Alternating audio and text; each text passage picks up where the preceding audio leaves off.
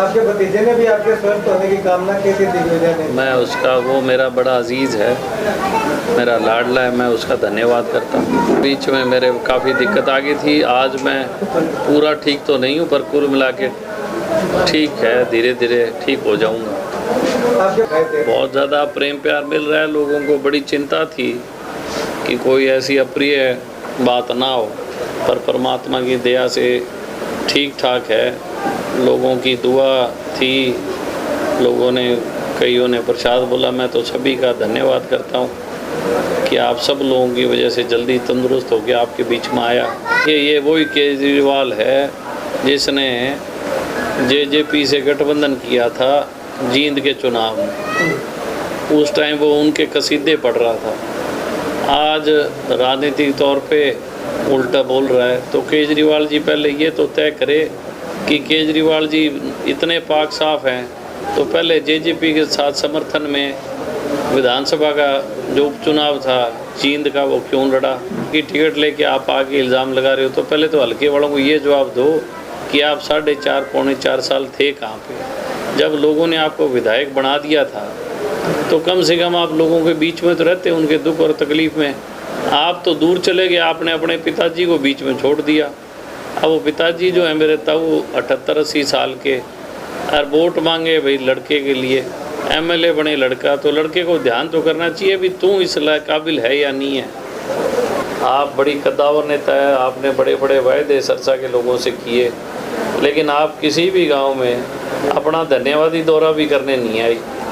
जो शख्सियत धन्यवाद ही ना करने आई, जिस शख्सियत को जनता ने बहुत बड़े मार्जिन से जिताया, और वो धन्यवाद करने लायक ही नहीं मानते, तो मैं मानता हूँ कि शायद अब लोग उनकी बात नहीं सुनेंगे। लोग अब, कल भूपेंद्र हुड्डा जी का रोड शो था, बिल्कुल फ्लॉप, कुर्सियाँ खाली, जो साथ लेके आए 50 गाड़ी उसी में आदमी थे।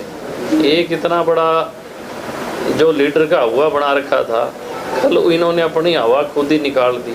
ये बात सही है, वो इसलिए कर गए कि हुड्डा की हवा निकल गई, तो लोगों को पता है हवा किसकी है। इस ज़िले के अंदर और पूरे हरियाणा में इंडियन नेशनल लोकदल की हवा है। अब परिवार इकट्ठा हुआ है, तो जो लोग बिछड़े थे हमारे यारे प्यारे, जो किसी दिक्कत के कारण, हम लोगों की कमी के कारण, वो सब लोग हमारे साथ जुड़ रहे हैं। स्वास्थ्य जो है वो कैसा है? बीमार हो गए थे तो अब कैसा स्वास्थ्य कैसा है? बीच में मेरे काफ़ी दिक्कत आ गई थी, आज मैं पूरा ठीक तो नहीं हूँ पर कुल मिला के ठीक है, धीरे धीरे ठीक हो जाऊँगा। आपके भतीजे ने भी आपके स्वस्थ होने की कामना की थी दिग्विजय ने। मैं उसका, वो मेरा बड़ा अजीज़ है, मेरा लाडला है, मैं उसका धन्यवाद करता हूँ। आदित्य जी, अब क्या प्रोग्राम चल रहे हैं? गांव-गांव में जाकर के, घर घर में आप जा रहे हैं, घर घर हाजिरी अभियान है या फिर वैसे ज्वाइनिंग करते हो? कई परिवार आज साथ जुड़ रहे हैं, गांव में 20-20 जगह चाय पानी है, लोग साथ आ रहे हैं। उन सब लोगों को साथ जोड़ने का जो है काम कर रहा हूँ। ठीक है। बीमारी के बाद अभी उभर करके दोबारा मैदान में आए हो, तो लोगों का साथ जो है वो अच्छा मिलता हुआ दिखाई दे। बहुत ज़्यादा प्रेम प्यार मिल रहा है लोगों को। बड़ी चिंता थी कि कोई ऐसी अप्रिय बात ना हो, पर परमात्मा की दया से ठीक ठाक है। लोगों की दुआ थी, लोगों ने, कईयों ने प्रसाद बोला। मैं तो सभी का धन्यवाद करता हूँ कि आप सब लोगों की वजह से जल्दी तंदुरुस्त होकर आपके बीच में आया। आपको अलाउ तो नहीं किया डॉक्टर ने, फिर भी आप ना अलाउ नहीं किया, मेरे को डॉक्टर ने रेस्ट कहा था, पर चुनाव का टाइम है, लोग चाहते हैं कि मैं उनके बीच में आऊँ, तो फिर मैं अपने लोगों के बीच में हूँ।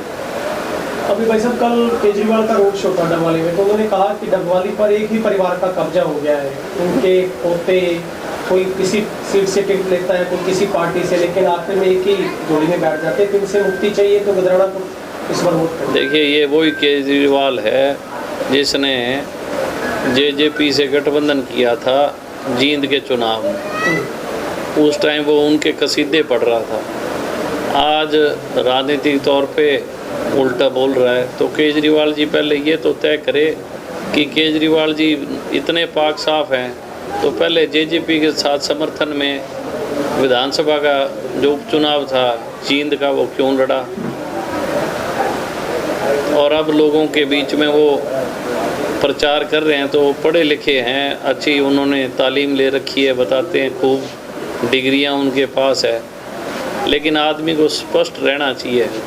जो आदमी स्पष्ट रहे तो लोग उसकी सुनते हैं।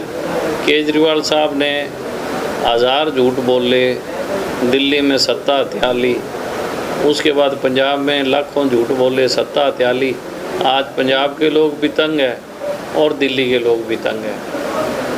हुड्डा साहब जब चौटाला में आए थे तो उस समय अमित शाह का कहना था कि जो क्षेत्रीय पार्टियां हैं या परिवार की जो पार्टियां हैं उनके कार्यालयों के बाहर नशा बिकता है, और ये नशा छुड़वाने की बात कह रहे हैं, नशा रोकने की बात कह रहे हैं। देखिए, आज राजनीति का दौर है, हर दफ़ा ऐसे इल्ज़ामात लगाए जाते हैं जब चुनाव का दौर हो। अभी वो इल्ज़ाम लगा रहे हैं तो मैं समझता हूँ कि उनसे ये पूछो कि आप इल्ज़ाम लगा रहे हो, आप 4.5 साल इस हल्के में नहीं आए, ना आपने लोगों की तात पुकार पूछी, और अब चुनाव की टिकट लेके आप आके इल्ज़ाम लगा रहे हो। तो पहले तो हल्के वालों को ये जवाब दो कि आप 4.5 पौने 4 साल थे कहाँ पे। जब लोगों ने आपको विधायक बना दिया था तो कम से कम आप लोगों के बीच में तो रहते, उनके दुख और तकलीफ़ में।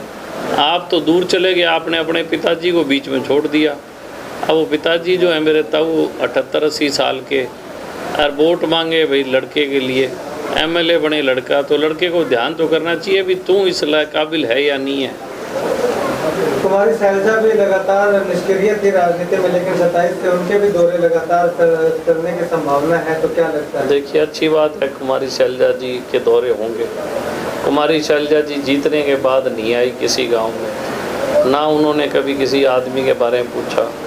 ठीक है, एक हवा थी, हवा में उनको वोट मिल गया। हर बार हवा के ऊपर निर्भर नहीं रहा जा सकता। आप बड़ी कद्दावर नेता है, आपने बड़े बड़े वायदे सरसा के लोगों से किए, लेकिन आप किसी भी गांव में अपना धन्यवादी दौरा भी करने नहीं आई। जो शख्सियत धन्यवाद ही ना करने आई, जिस शख्सियत को जनता ने बहुत बड़े मार्जिन से जिताया, और वो धन्यवाद करने लायक ही नहीं मानते, तो मैं मानता हूँ कि शायद अब लोग उनकी बात नहीं सुनेंगे। लोग अपना निर्णय ले चुके हैं, लोगों ने फैसला ले लिया है कि जो काम करने वाला व्यक्ति है, हमने उस काम करने वाले व्यक्ति को अपना आगे एमएलए बनाना है, और तभी हमारे इस इलाके का उत्थान और उद्धार होगा। भाई साहब, अभी हुड्डा भी अपना रोड शो कर गए हैं, दीपेंद्र हुड्डा कर रहे हैं, अभी चर्चा है हुड्डा में प्रियंका गांधी आ सकती है, कितना असर मानते हैं आप? देखिए, जब एमएलए को अपने आप पे भरोसा ना हो तो बाहर के लोगों को बुलाया जाता है। मैं ये मानता हूँ कि वाकई में जो हम लोग कहा करते थे कि एमएलए अपने विधानसभा में नहीं रहता, उस बात का प्रमाण अब इस बात से जगजाहिर हो रहा है कि आज उसे अपनी काबिलियत पे भरोसा ना करके बाहर के लोगों को बुला के लोगों को ये समझाने की कोशिश कर रहे हैं कि आप हमें वोट दो। कल भूपेंद्र हुड्डा जी का रोड शो था, बिल्कुल फ्लॉप, कुर्सियाँ खाली, जो साथ लेके आए 50 गाड़ी उसी में आदमी थे। एक इतना बड़ा जो लीडर का हुआ बना रखा था, कल इन्होंने अपनी हवा खुद ही निकाल दी। तो ये तो ऐसी चीज़ सोच रहे हैं कि जो बाहर के कैंडिडेट इनको बुलाएंगे, नुमाइंदों को, कभी राजस्थान के लोगों को, कभी हरियाणा प्रदेश के लीडरों को, जब इनको अपने पे भरोसा नहीं है तो ये बाहर के लोग आके इनके लिए वोट मांगेंगे तो वोट कैसे मिलेंगे? इनको अपने आप पे 5.5 साल, जो 5 साल इन्होंने एमएलए-शिप रही, इनको अपने आप पे इतना भरोसा होना चाहिए था कि इनको बाहर के लोगों की ज़रूरत ना पड़ती।